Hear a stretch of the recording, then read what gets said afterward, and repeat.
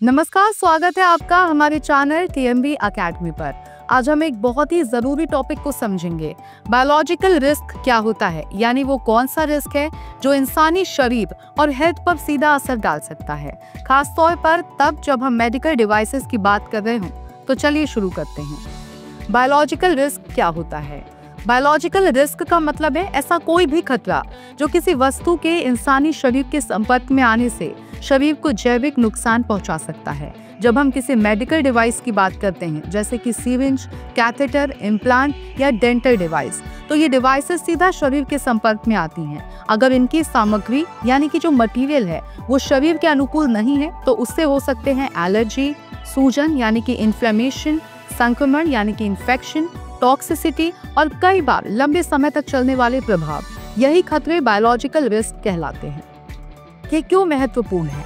अब सवाल आता है कि बायोलॉजिकल रिस्क को पहचानना और कंट्रोल करना इतना जरूरी क्यों है? क्योंकि मेडिकल डिवाइसेस का काम है बीमारियों का इलाज करना, ना कि कोई नई बीमारी पैदा करना। अगर कोई डिवाइस पेशेंट के शरीर में एलर्जिक या टॉक्सिक रिएक्शन करती है, तो उससे पेशेंट हेल्थ को भारी नुकसान हो सकता है।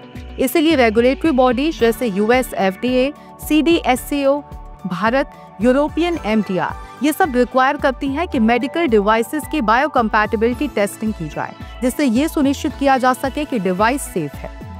बायोलॉजिकल रिस्क की पहचान कैसे की जाती है? अब सवाल आता है कि इन बायोलॉजिकल रिस्क को कैसे पहचाना जाए।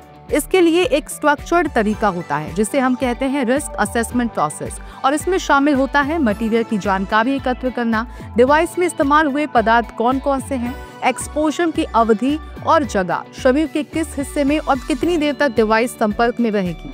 बायोलॉजिकल टेस्टिंग ISO 10993 के तहत टॉक्सिसिटी, इरिटेशन, सेंसिटाइजेशन जैसे टेस्ट किए जाते हैं।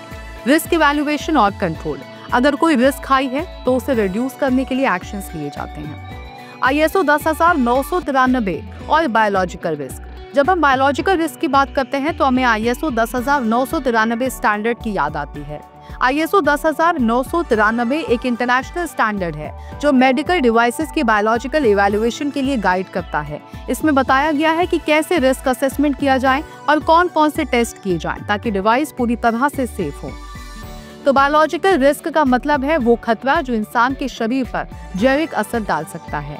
यह असर एलर्जी से लेकर कैंसर तक भी हो सकता है अगर डिवाइस की सेफ्टी ठीक से टेस्ट ना की जाए।